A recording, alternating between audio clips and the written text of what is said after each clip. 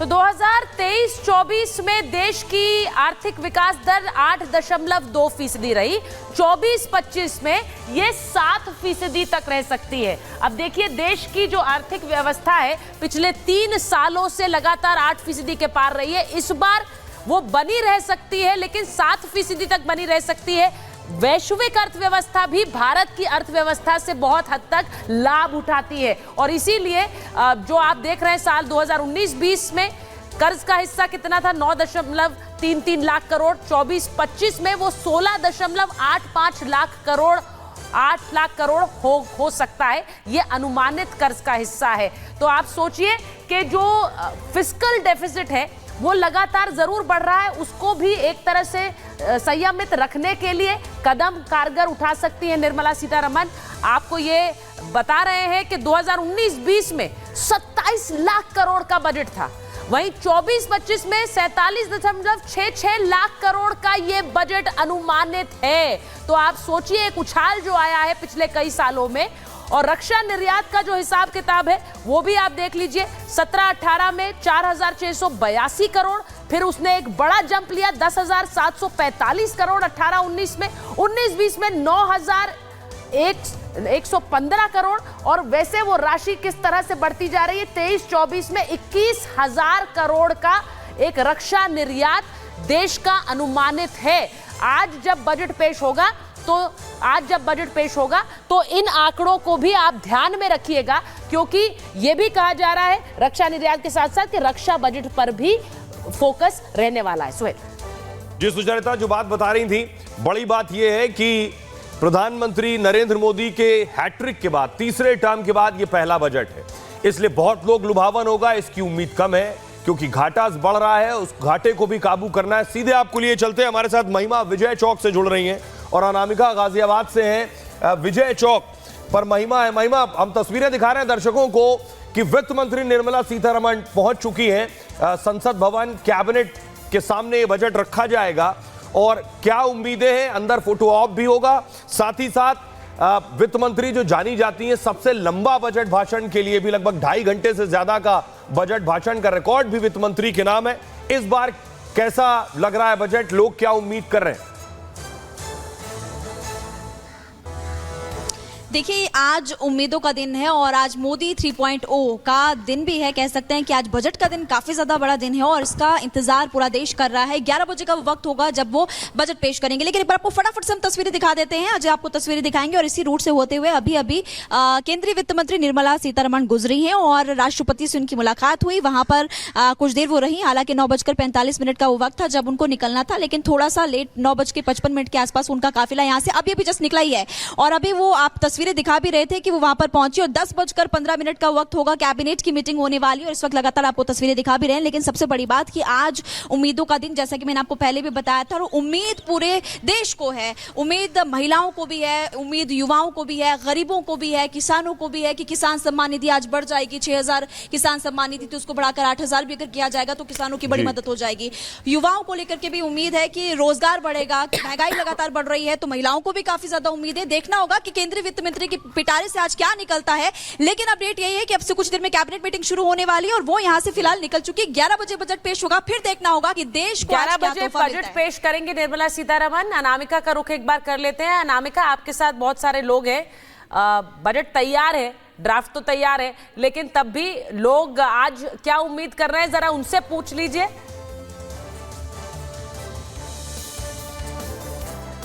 तो चलता कुछ मिनटों का वक्त ही बचा है जब बजट पेश होगा। लोग हैं, आम लोग, और क्योंकि ये सब लोग रिटायर्ड हैं, अलग अलग सेक्टर में काम कर चुके हैं, मैं उनसे तो बात करूंगी। सूर्य मैथिल राजनीतिक विश्लेषक भी इस वक्त मेरे साथ हैं।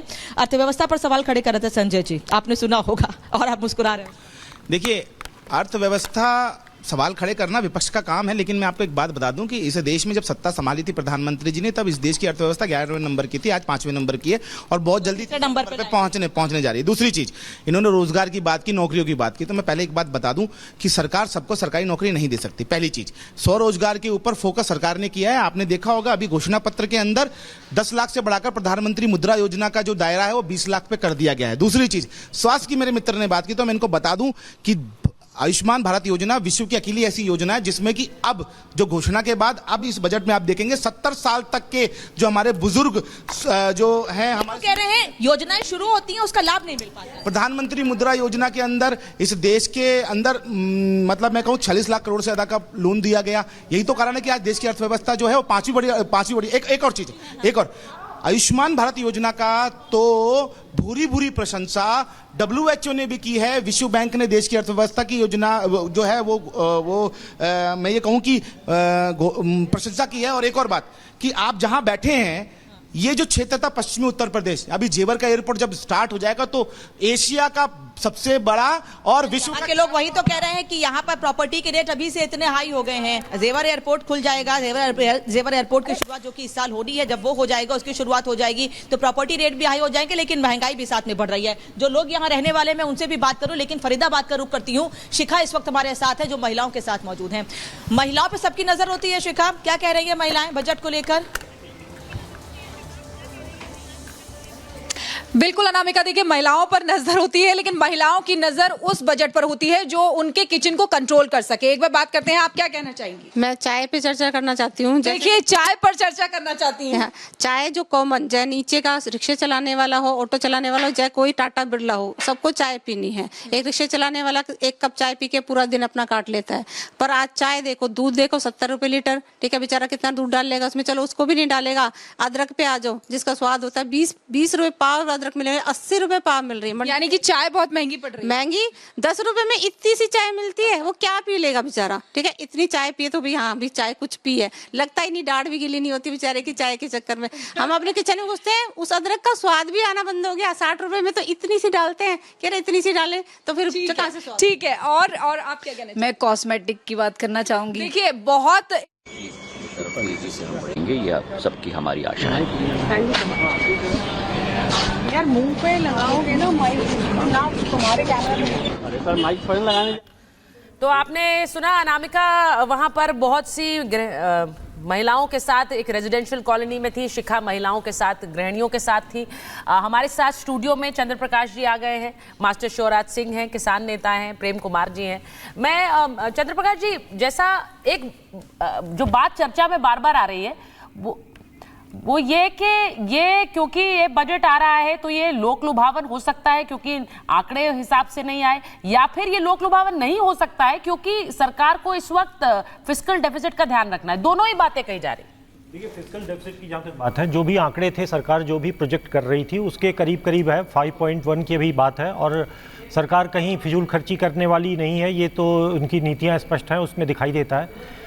लोक लुभावन की जहाँ तक बात है, देखिए इस सरकार ने जब लोकसभा चुनाव से जस्ट पहले जो चुनाव अंतरिम बजट था उसमें भी लोक लुभावन जब नहीं किया इन्होंने, तो अभी कोई लोक लुभावन करेंगे तो इसकी आशा करना हमें व्यर्थ, मतलब हमें आशा नहीं करना चाहिए। लोक लुभावन का मतलब अगर हम इनकम टैक्स की दरें कम करना या उसमें कोई छूट पाना समझ रहे हैं तो ठीक है, वो आशा हम कर सकते हैं थोड़ी देर तक। अभी जो भी होना होगा, अगर होना होगा तो होगा, नहीं होगा तो नहीं होगा। बाकी जो बहुत सारी चीज़ें अब टैक्स के, अब बजट के दायरे से बाहर हैं, जैसे GST जैसे चीज़ों का जो सस्ता महंगा, कुछ चीज़ें इंडिकेशन मिलती हैं हमें, लेकिन ज्यादातर अब चीजों का दाम घटना बढ़ना ये सब GST। चंद्र प्रकाश जी, वो सवाल इसलिए पूछा मैंने क्योंकि उस समय फुल कॉन्फिडेंस के साथ सरकार फुल नंबर्स के साथ वापसी की बात कर रही थी। इस बार जब वो नहीं हुआ है तो क्या उसका भी बजट पर असर पड़ता है? थोड़ा सा इनको एक सकारात्मक संदेश तो देना ही होगा। सरकार कोई ऐसा तो है नहीं कि बिल्कुल वो कोई डंडा लेके खड़ी हुई है, उनको एक सकारात्मक संदेश जनता को, एक देश को देना होगा, क्योंकि अभी एक नकारात्मकता इस देश में अभी चुनाव के रिजल्ट आने के बाद से है, वो दिखाई देता है। चूंकि ये राजनीतिक दल है, वो जरूर करेंगे। किसानों का मुद्दा बहुत जेन्युइन है, जो बेरोजगारी का विषय है वो है, महंगाई का विषय भी, महंगाई विशेष रूप से फूड इन्फ्लेशन, वो एक चिंता की बात है। सरकार को उन तीनों विषयों को देखना होगा। नहीं, नकारात्मकता क्यों दिखाई देती है? देखिए, नकारात्मकता का मतलब ये है कि चुनाव जो ओबियसली जो जितनी सीटें एक्सपेक्ट कर रहे थे उतनी सीटें आई नहीं, और अभी अब आगे एक चीज, हरियाणा महाराष्ट्र जैसा महत्वपूर्ण चुनाव है, झारखंड का चुनाव। तो आपको नहीं लगता इसके लिए स्टेट पर ज्यादा फोकस करेंगे? जैसे महाराष्ट्र में अभी लाडला योजना शुरू हो रही है, और हरियाणा में उस राज्य पे जहां चुनाव है वहां फोकस करेंगे। मास्टर स्वराज, मेरा सवाल आपसे है कि किसानों के लिए अगर आप देखिए कि तो सबसे ज्यादा पैसा अगर खर्च हो रहा है तो वो रूरल सेक्टर के लिए खर्च हो रहा है, चाहे आपका आयुष्मान भारत से जुड़ी बात हो या फिर आपका किसान निधि की बात हो या फिर आप बात करिए जो फ्री राशन मिल रहा है, 2 लाख करोड़ से ज्यादा उस पर खर्च हो रहा है। किसान अब क्या उम्मीद कर रहा है सरकार से? एक तो आपने रूरल एरिया की बात करी, मैं आपसे आपके चैनल के माध्यम से सरकार से अनुरोध करना चाहूँगा कि हमने एक मांग की थी घरों की घरौनी बनाने के लिए गाँव में।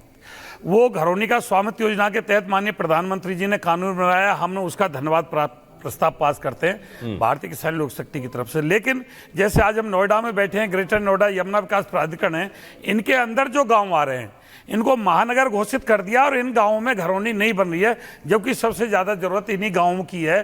किराए पर अगर मकान दे दे, उसका अपने ग्राम समाज के एरिया में पुराना मकान बना हुआ है, किराया देना बंद कर दे तो कोई नहीं जा सकता।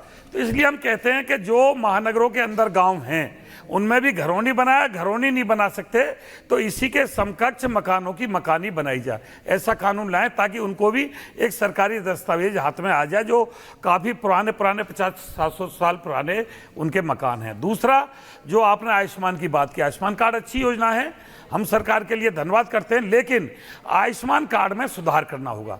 एक तो जिसकी वार्षिक आय 3 लाख रुपए से कम है जिस परिवार की, उन सब परिवारों को बच्चे से लेकर बूढ़े तक का आयुष्मान कार्ड बनाना होगा।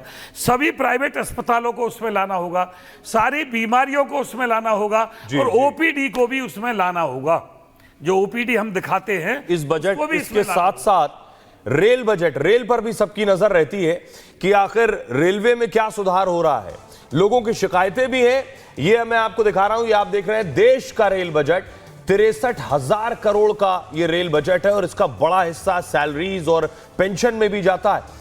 और हर वित्त वर्ष के हिसाब से मैं आपको बता रहा हूं, वित्तीय वर्ष 23-24 में 2.4 हजार करोड़ रुपए और 24-25 में लगभग 2.5 लाख करोड़ रुपए का अनुमान है रेल बजट का। रेल बजट में जिस तरह से इजाफा हुआ, क्योंकि रेलवे की सेफ्टी, सिक्योरिटी, ये सारी चीजें सरकार की प्राथमिकताओं में थी, इसलिए बजट में इजाफा किया गया। जिस तरह से रेलवे ट्रैक्स बन रहे हैं तेजी के साथ, नई ट्रेन लॉन्च हो रही है सुचारिता, वही पीछे कुछ रेल हादसे भी हुए हैं, इसलिए मुझे लगता है सरकार का जो कंसर्न है वो रेलवे की सेफ्टी भी है। बिल्कुल। और रेल बजट के साथ साथ सरकार रक्षा बजट पर कितना खर्च कर रही है, रक्षा बजट को लेकर 6.21 लाख करोड़ का अनुमानित खर्चा इस बार 24-25 में नजर आता है, यानी 23-24 से वो बढ़ा है। 5.94 लाख करोड़ रुपए साल 23-24 के बजट में रक्षा पर खर्चा किया गया, यानी डिफेंस बजट पर, और ये 22-23 में 5.25 लाख करोड़ था। अब देखिए रक्षा बजट में आप देखेंगे तो 21-22 की तुलना में 22-23 में रक्षा बजट का खर्चा कम किया गया, उसके बाद उसे फिर बढ़ाया गया और इस बार कहा जा रहा है 6 लाख करोड़ से के करीब रक्षा बजट पर खर्चा ये सरकार कर सकती है। तो रक्षा बजट यानी डिफेंस एक सेक्टर एक ऐसा है जिस पर अभी थोड़ी देर पहले चंद्रप्रकाश जी चर्चा भी हो रही थी, प्रेम कुमार जी, कि उस पर वो ऐसा एक खर्चा है जो हम चाहते नहीं है कि उन हथियारों का या फिर जो खर्च किया जा रहा है उस पर उनका इस्तेमाल हो, लेकिन वो उस अनुपात से बढ़ता जरूर जाता है और इस बार भी आपको लग रहा है वो बढ़ेगा। प्रेम कुमार जी, देखिए रक्षा बजट तो